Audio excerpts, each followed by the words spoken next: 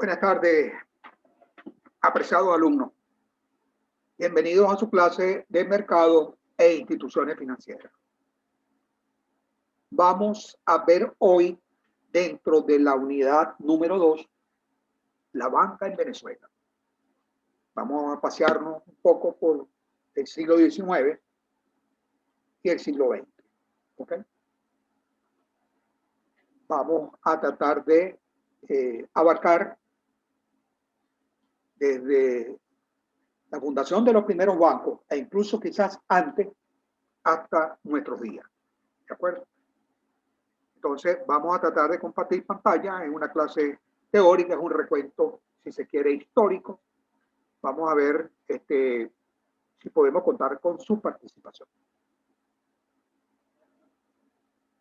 Estén atentos por si se va al internet, me quedo sin audio. Por favor, avísenme tan pronto me vean hablando o vean moviendo mi boca y no oigan el audio. Gracias.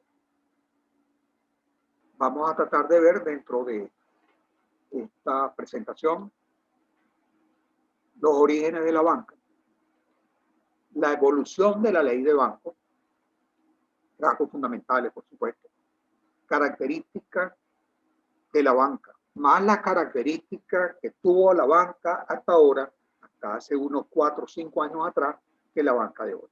¿De acuerdo? Vamos a hacer esa aclaratoria y después seguimos hablando de eso.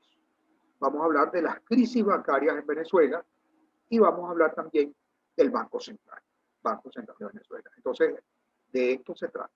Vamos a tratar de, en nuestra primera media hora, ver aquí los orígenes. Vamos a pasearnos, como le dije, vamos a pasearnos un poquito por la historia económica del siglo XIX, previo a la aparición de los primeros bancos. Ambiente, vamos a hablar del siglo XIX, vamos a ver el ambiente sociopolítico que existía en ese momento acá en el país. Terminó la guerra de independencia, ¿no es cierto? Y después de eso, en todo lo que va del siglo XIX, no se puede decir que hubo paz completa. Hubo muchas diferencias, hubo altibajos, por supuesto, no siempre fue igual, pero la inestabilidad política fue un rasgo característico de ese periodo, siglo XIX. Hay un grave enfrentamiento entre liberales y conservadores. Los unos ganaban las elecciones y luego los otros querían arrebatar el gobierno vía la fuerza. ¿No es cierto? Hasta incluso se dio un episodio importante por allá por el año 1848, donde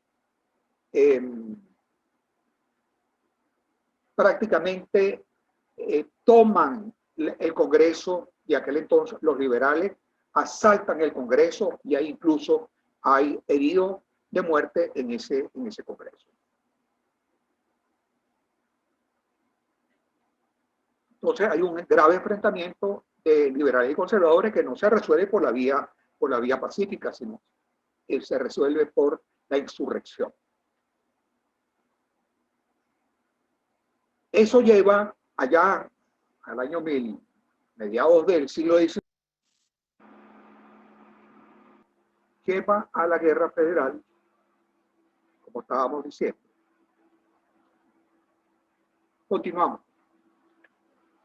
Siglo XIX en Venezuela, ¿qué está pasando? Terminó la guerra de independencia, el ambiente sociopolítico de ese entonces tiene problemas, ¿no es cierto? No hay estabilidad política, la lucha entre liberales y conservadores se vuelve importante, no se resuelven los problemas vía pacífica, hay enfrentamientos, toman el Congreso los liberales, hay heridos en ese momento, ¿ok? Eso está por allá por el año 1848.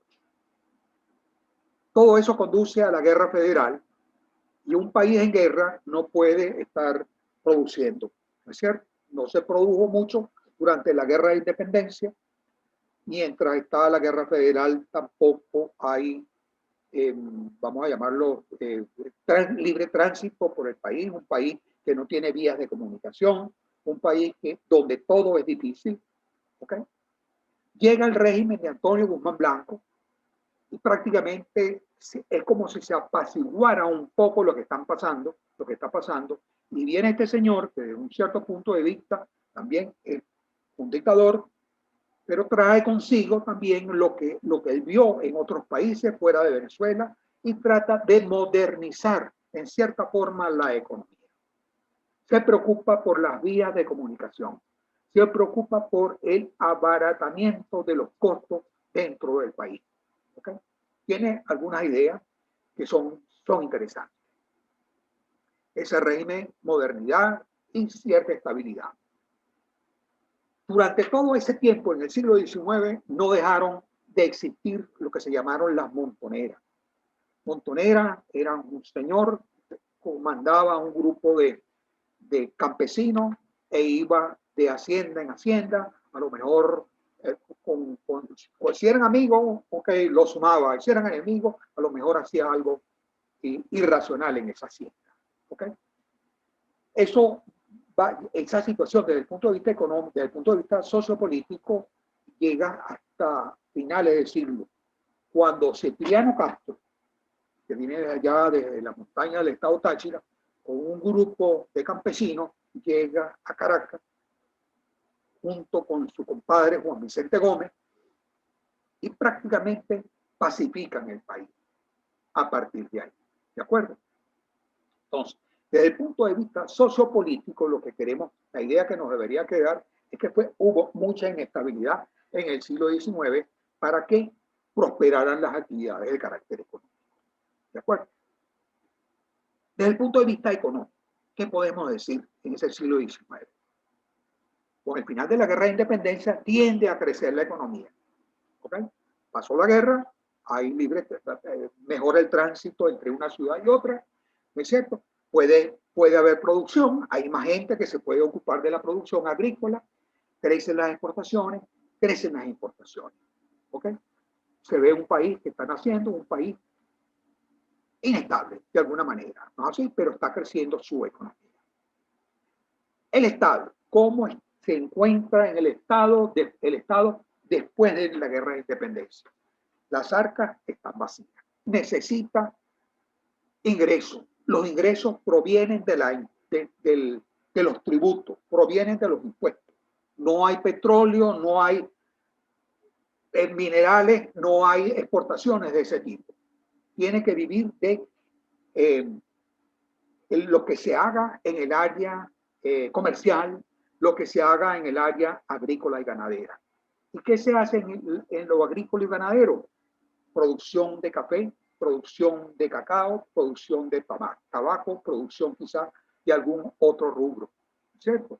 Entonces, el Estado necesita promover la actividad agrícola en este país, de manera tal de que aumenta la producción, hay exportaciones, se cobran los tributos por las exportaciones, se puede importar, aumenta la capacidad de importación y se cobran tributos de importación, que son las mayores fuentes de ingresos que tiene el Estado en ese momento.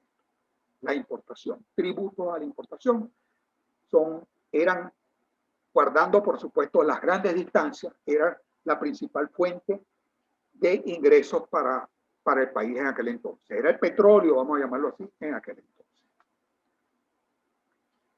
Ahí nos faltó una, vamos a ver qué nos dice. Las casas de comercio, importantísimo. Las casas de comercio articulan la relación productor-exportador-importador.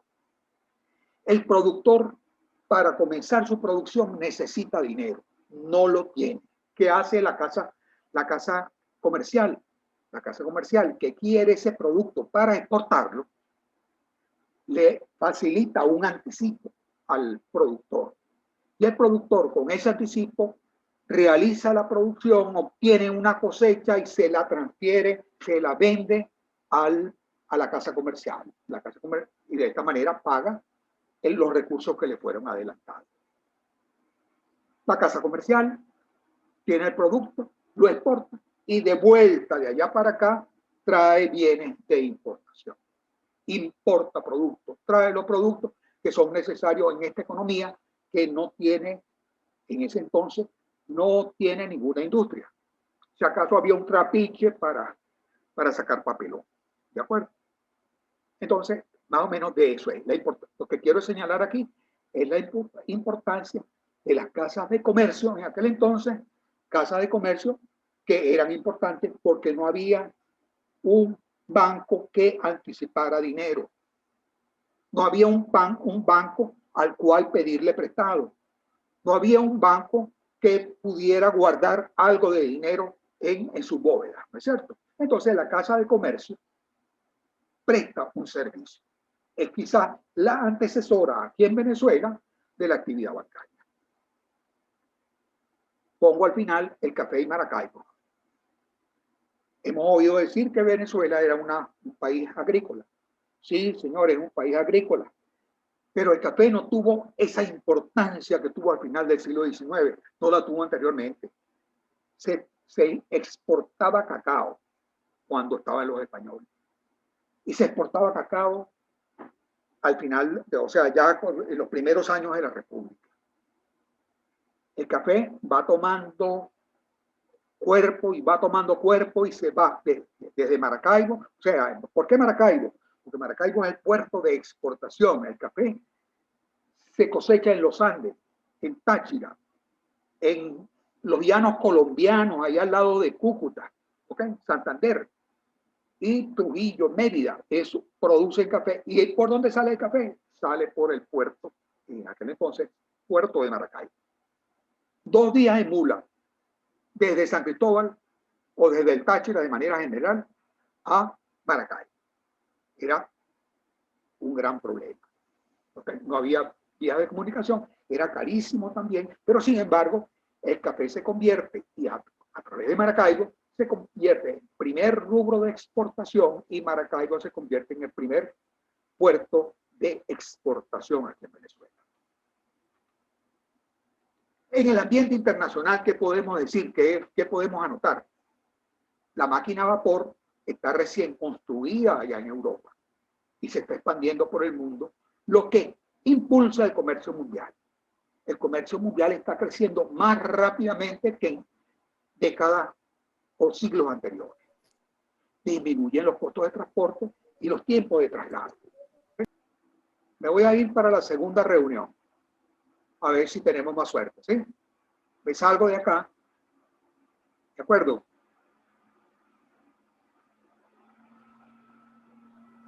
Estoy terminando la reunión. Está bien. Nos vamos para la otra.